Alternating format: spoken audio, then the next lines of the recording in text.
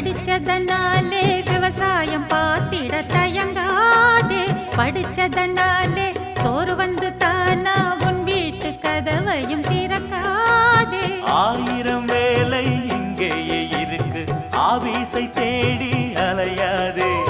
பூமியிதில் உழைச்சா பொன்னாக கிடைக்கும், மண் மீது இறங்க தயங்காதே. உலகம் உன் காலடியில் வந்து விழும். காலமெல்லாம் ராவு பகல் பாடுபட்டு